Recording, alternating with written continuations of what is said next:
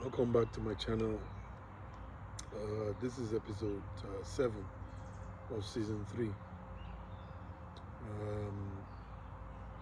For those that are new, my name is Lumi, and those that are already here, they know what I'm about.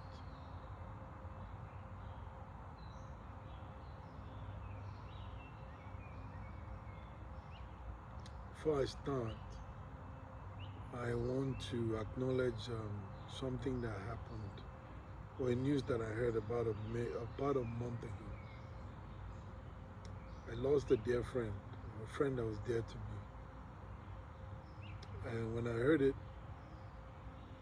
I felt sad and I felt bad. And a part of me wanted to detach. But then I'd already understood to some extent to not bypass the pain, even though God has presented me with opportunities to enjoy certain privileges. But I had to understand some point that it's not only about me. His passing is filling a hole, especially with his other friends and his family. So he was a good friend. He was devoted to God. He is devoted to God, that's how I'll put it. But, without getting much into the details, that happened. So I want to take a moment of silence just to honor him. And you can also join me in doing that. And if you have anyone that you've lost that is dear to you, you can push that into that space for them to be honored.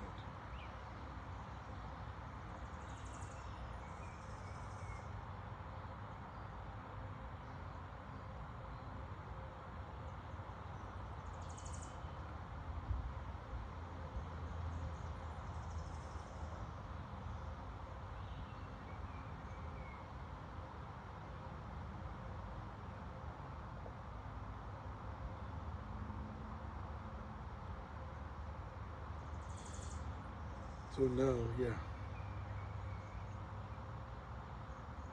the reason why I brought it into this platform is because he's one of the people that when I hit the rock bottom, I reached out to this group of friends, and they gathered around without questioning in details or trying to even understand what much of my experience was, without judging much of it, but trusting with the level of experiences we've had together. They have belief in me that I know what it is that I'm doing, and they helped without much questions and not trying to control. And so he was one of the people that I had in mind mentally, that when things start to settle energetically, that I will reunite and catch up on what has happened so far. And because of what it is that I was going through, one of the painful part is I didn't know what he was going through. Obviously, he was being compassionate towards me, which speaks again to the volume of his own character. Why he didn't want to burden me with his own. But he's a real guy. And I pray God allows us to do what we can for what he left behind. And which takes me to the next theme before I always start, the energetic update. The sun is crazy, as you can see, but we can't complain, because after all the colds that we've dealt with here in Minnesota, this is beautiful. It's burning me, like this is burning. And it's still intense. If you notice my videos, I haven't posted any video about a month. It's still intense. Yet, we are making way. We are pushing through. But the old programs and the whole paradigms are still there. Excuse me, trying to run their games. And there's nothing wrong with that. Everybody has to do what they have to do. And even me, I'm also learning from how I'm still subscribing to those old ideologies that are old programs that cause old ideologies, emotional experiences, and a warped, olden, archaic belief system. And so we're still on this journey of differences. This episode, this season is about differences, and we have 10 episodes to talk about. And today's one is going to be a bit more controversial, which is old age versus new age. And old age versus new age is not only surrounded around the theme of religion, it's just the system.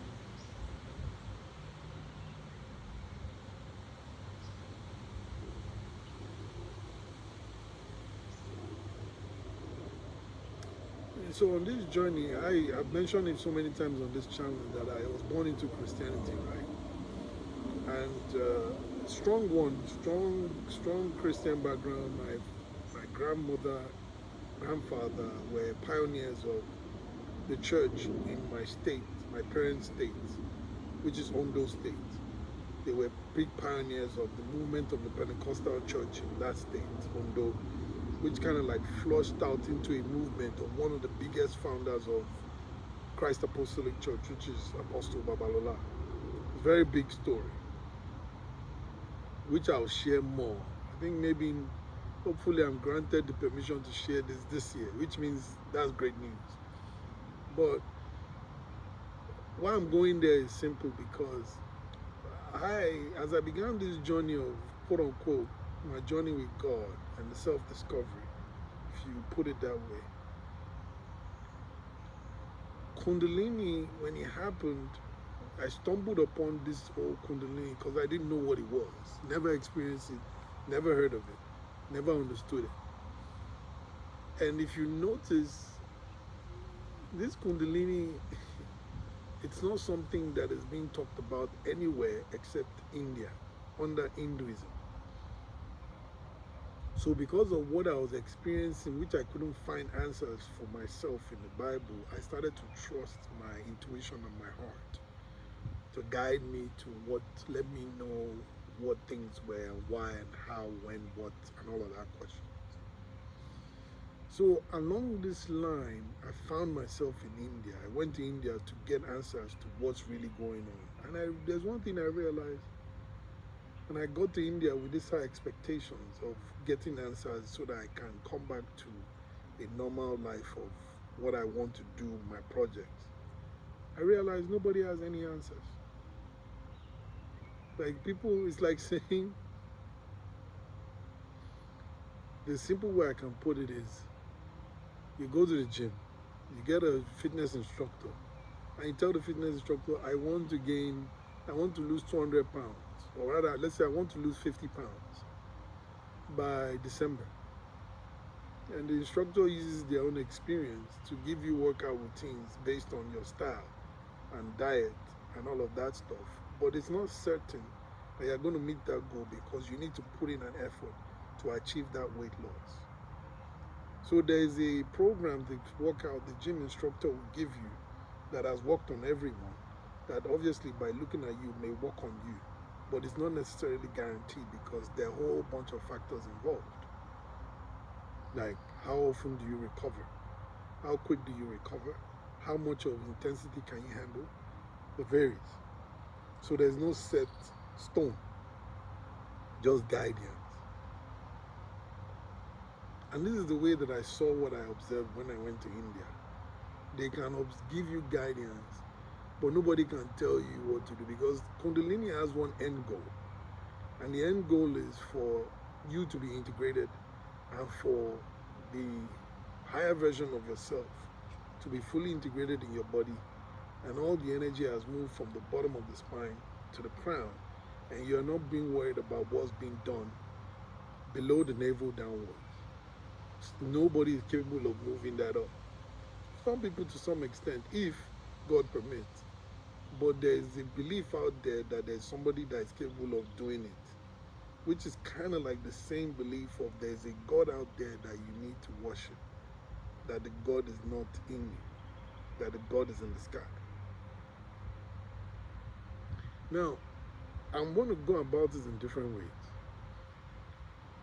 You see, people, we tend to take things personal. Everyone, even me, as sensitive I am. So when I say old age and new age, most people think old age religion, new age religion. It's not really about religion, it's about the system. But the religion is just an aspect of this system. And so I'll share why. You see, we watch news. A lot of people don't watch news anymore. A lot of people don't watch movies anymore because why? Things are changing. Technology is evolving. We now have access to information. We are now more empowered with ourselves, right? On the things that we have access to or what we choose to expose ourselves to compared to before, where we are limited by the amount of channels and the network you're subscribed to without much of access to internet. So you see, we watch news. You see people say, I don't watch the news anymore because it affects my nervous system. They start the news, they start to, 7 people died, 5 people shot, and they play the music to follow that thing. Boom, 2 people today were shot, boom, boom, and then to wrap it up, they will now, this is when you're already holding your breath, then to close it up, they'll just say, well, a young boy that was looking for a dream to fulfill, then they easy with something kind and soft to calm back the nervous system, because this is what we are used to. That ignition, trigger, and then ease. Ignition, trigger, and ease. If you notice in music too, it goes like that. You go to the bridge, you go to the song, the bridge, and then it comes down. You breathe in, you breathe out. Same thing, same thing. Now, people, let me not run away from that thought. So people run away from the ideology of watching news because they say it's so negative and it's biased, they don't tell us the truth. But then if you watch a lot of YouTube videos, you notice that it's almost the same thing too. Even people that have become influencers, people like so-called me, influencers, and what's it called, podcasters, live stream. Most people are generating content for the most part, reacting to other people's videos. You can hardly find people that are providing content from within themselves, right? It's like I'm using somebody else's story to build my own following and my own reputation at the expense of someone. So you find the reactions, then you find also the other person, some other people are looking to make videos viral so that they can gain followers and they can become validated, and then there's self-worth, and then there's money. So this is like the same program. Same thing in religion. There is a God and there is a devil. This God, the way that I was taught, is a loving God, but if you do anything that is against his commandment, you have sinned and you're going to hellfire. And by doing that, you have access to the devil, or rather the devil has access to you. And you don't necessarily have to do anything to piss off the devil. The devil is looking for you all the time. That's according to what they said. He seeks and he never rests. So regardless of even whether you are good or not good, devil is looking for you. This is what I was taught. Now, the whole process of Jesus Christ that was introduced was for us to understand that we have overcome this devil, right? Because Jesus Christ has paved the way by sacrificing himself for us. So now we have overcome the devil, we have overpowered the devil, we don't need to worry. Any sin that we commit, we just need to ask forgiveness, because you cannot avoid not sinning. So you see, there's another thing there. There's God, there's God, there's God, then there's devil. There's God, there's God, there's God, and then there's devil. There's devil, there's devil, there's devil, and there's God. And so what I'm trying to let you see in this thing is there are always two separate, me against you, you against me against her against him. And so in religion, you find Christianity is the true way and the only way. Islam is lying. Islam is not the way. Islam, they've lost it. We are trying to win them souls. Islam, Christianity are infidels. They need to be punished. They need to be warned. They need to be transformed. Same story. That's in religion. Then, in sports, Me against them. Real Madrid versus Barcelona, Manchester United versus Arsenal, man versus woman, same thing. Feminism versus masculinism, same thing. Everywhere. It's the same analogy everywhere. It's like, and we're so wired. So people like me now that are very sensitive, our nervous system continues to pick on this. This was the right word I would use. These differences, which is the title of this series, of what we are used to. And it feels like you cannot exist without tearing somebody down. It's like the norm that has been told. Somebody has to lose for you to win. That's the program for that is running predominantly. And this is getting gay. If you look at the politics, same thing. Republicans, Democrats, capitalism, socialism, all of that crap. It's just I have my own way, you have your own way. Let's vote for which way is better. It seems as if we are forgetting that we are all human beings. It's like if you are a Democrat, you are you are an alien. If I'm a Republican, I'm human, so I have to think for humans. So same thing. So it's really nothing personal about religion. It's really nothing personal about politics. It's really nothing personal about gender. It's really nothing personal about race. This program is from the top. And it just splits into racism of there's white supremacists, there are black people that are being oppressed, there's feminine oppression, there's political oppression there. I'm not saying all of these things don't exist. I'm just letting you see how it's just playing out. So I'll give you a particular example of mine. Where I used to live before, I was having problems with the neighbor. I had no idea who they were. I just knew the way their nervous system were wired. They were always unsettling for me, banging on the walls, you know. And part of the conclusions in my mind that I ran with based on what I'm observed and what I'm used to is automatically I'm thinking, what is the reason why that person is trying to disturb me? Could it be that that person is racist, is a white person? That's the first thing my mind went to. And so I held on to that as, okay, this is the way that I justify whatever action that person is doing. That's how I chose to interpret it. And then I ran with that for months until one day I was outside of my house. I saw the neighbors coming out and I saw that they were black.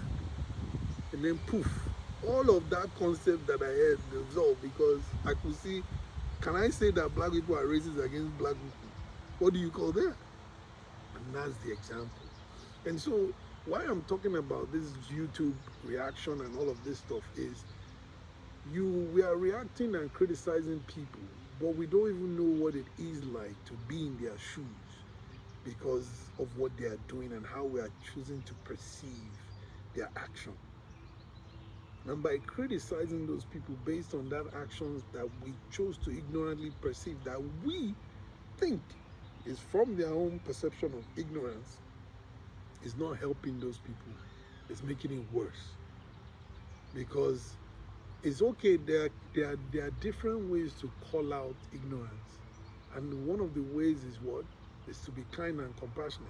Now, I'm not telling you this is easy. Me, I know it's not easy. But I'm just telling you, there's a way to do that. And again, let's shift into this other narrative. So, because of this Kundalini that I was experiencing, I didn't find anything around myself to give me information, especially this was years ago, right?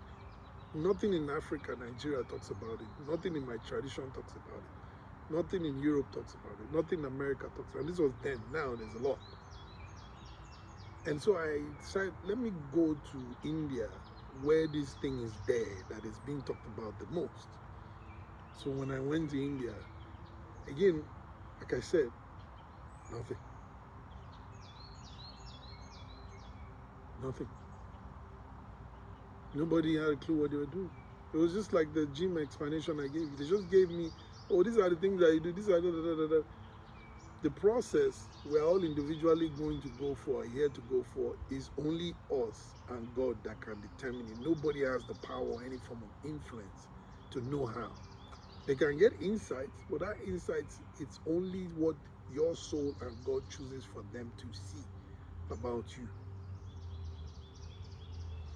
So when after that shocker in India that I saw that nobody has a clue what we're talking about, I already started to pull away from books, because I was seeing that the information was just being circled, right?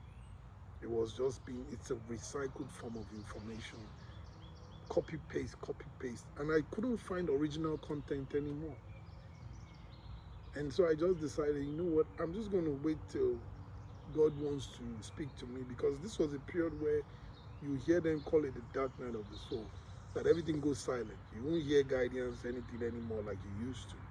And I just trusted God in the process that I will continue to believe. And lo and behold, as time has evolved, I begin to trust what God has started to lay in my heart, even though there's still a lot of noise, like now too.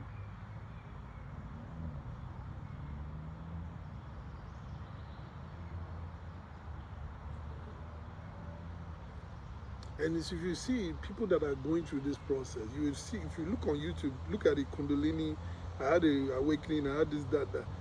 You see that they have videos that they posted, they are posting videos, and all of a sudden they disappear for 2 years, 3 years, 4 years, and you never hear anything from them again. Why? This is how intense this process is, and it takes you away. So to circle back into these differences, right? You see this old age of where our parents were used to relationships, marriage, school, education. Technology was not there, but now technology has changed this old age, and let us now see the way new things are being done. And so you will find out that in religion and spirituality, you see people say, oh, this is a spiritual person. Like a lot of people attribute me to be a spiritual person, but I'm not. So sometimes when I have the energy, I address that, and sometimes I don't. So in that spirituality, you hear religious people say, oh, he's doing chakras, he's doing crystals, they are doing tarot reading, all of this stuff.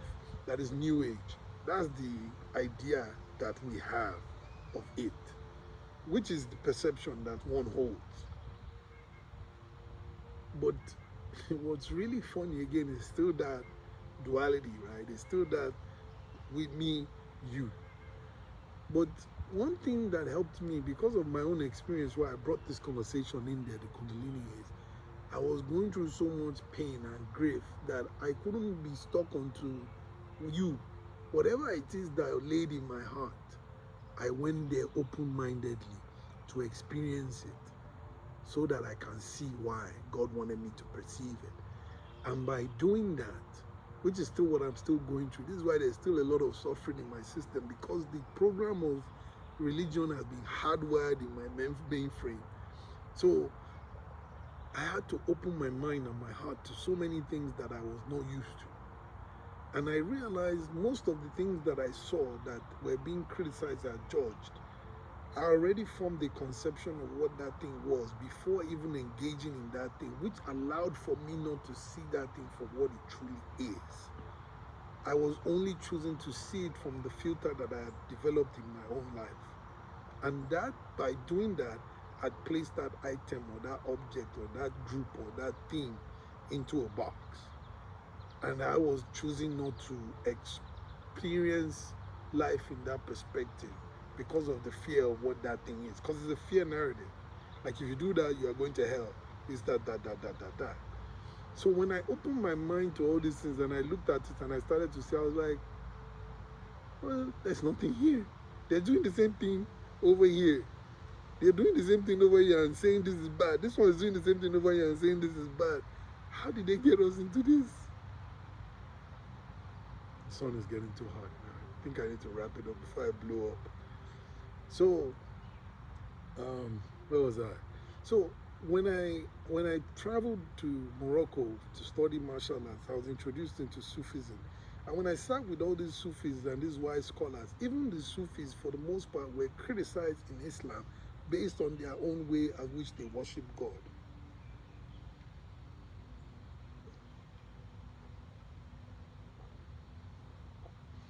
So the point being is that if you choose to experience God in your own different way, your own unique way that feels more aligned to you, because it's not what most people are used to or what people know, you are doing something wrong.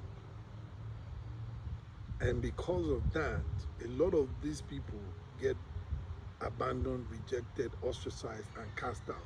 So you find out there's a theme there, again, in all these saints and religious people, that they always go on this pilgrimage. They are cast into somewhere. Jesus went on the mountain for 40 days. And Prophet Muhammad, peace be unto him, had to go to the desert to download and hear from the angel. There has to be some sort of walk away from what is norm to be able to get what is true to you. And then you relate it to those that are now willing to accept whatever it is that you have absorbed from God during your, what's the word? I call it the dark night, your desert. So, but, and this thing is very deep. I wish I could go longer, but I can't because of the sun. So, I'll try and wrap it up as quick as I was. I wish I could do deeper with this, but I can't. The sun is too hot. Anyways, so as I was saying, one of the things that the gift that we have here for is to celebrate our differences, because we're all not created the same. That's why there's one thing that you can use to distinctly catch or identify anyone is our fingerprint. If we have different fingerprints, why are we competing and comparing? Why can't I see things your own way? Why can't I choose to see things the way you see things? So this old age versus new age is what we are now dealing with. That's what I'm saying for me when I started with the energetic update. The old programs, which have been born into my soul, only God knows long how far, are what are still keeping me caught in the old ways of being, old relationship patterns, things that have been done by my ancestors years before. I am still following that same team. As much as I've studied and been devoted to my path, it's still happening. So this is why I'm learning that I cannot judge anyone for what they are going through, because even me, as devoted as I am, I know what it is, how difficult this thing is to change. But I'll wrap it up with this before my head blows up.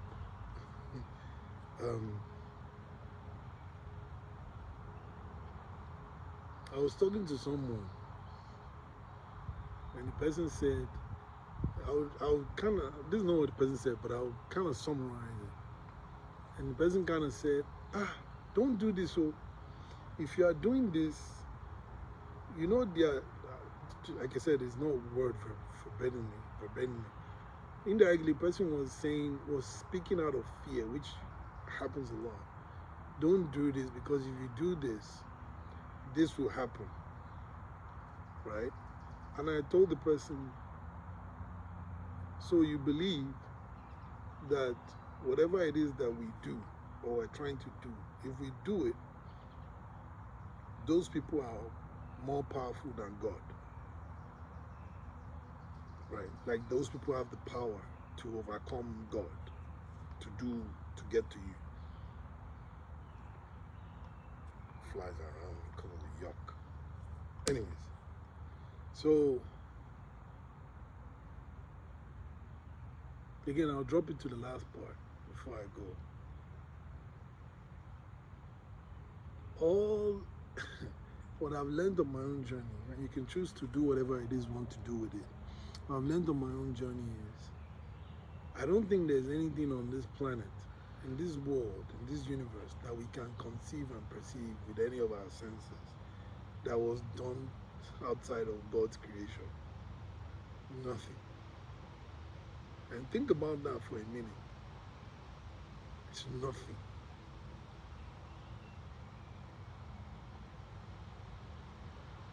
Everything was created by God, quote unquote.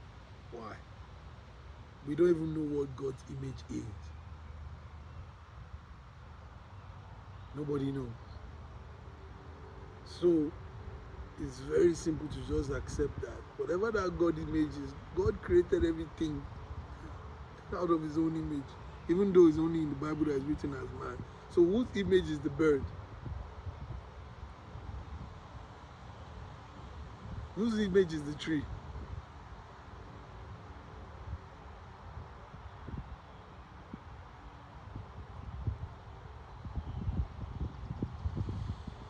Anyways,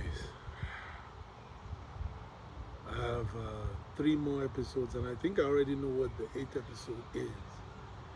And I'll drop it here because we're going from the big picture to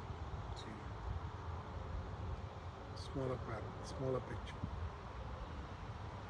which goes from the head and the heart, the difference. So what you are being taught and what you feel are 2 different things. And this is what to me causes chaos. But if what you are being taught and what you feel is the same, that's harmony. That's my perception. But if what you're feeling is different from what you're thinking, then there's chaos somewhere. There's chaos somewhere. So that will be my next episode, which is going to be 8. And I hope I'll be able to drop that next week, because this weekend now I'm going to drop these 2 videos. And the reasons why, I already recorded the last video, but I didn't post it because there was too much stimulation going from the overload, the Schumann resonance. God is pumping us with so much blessings, and it's so difficult for me to process this, because why? My old ways of seeing things. I'm still, like Jacob was fighting with the angel in that Peniel place, and he was wrestling with the angel because he wanted the blessings. To me, I see that as a perception of what I'm going through. It's like I'm fighting, rejecting God's blessing, because I'm assuming it's still the old way of being. So there's resistance and there's fight. Because in my mind, there's a part of me that is still thinking, whatever that is coming in that I'm perceiving is still devil. So I can't accept it. So I'm fighting it. And that's how I'm playing it in my own reality. And that's how I'm able to see all what I'm saying. It's not what I read in books. Because that's why I said again, I try to draw my own content from what I'm experiencing.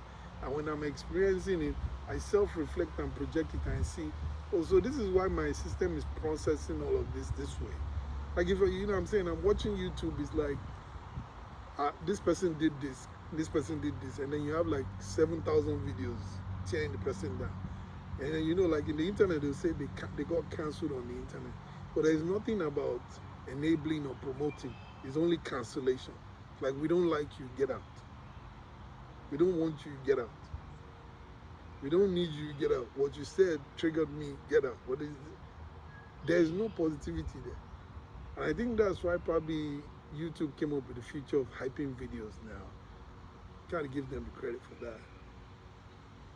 So, yeah. I need to go regularly. And I'm glad I was able to do this. I hope I'll be able to post it today. I will. I'll do all I can.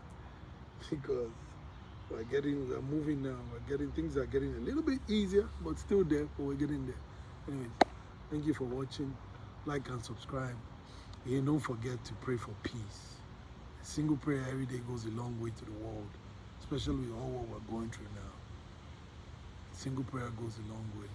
So continue to pray for me and my journey. My projects are starting to move a little bit.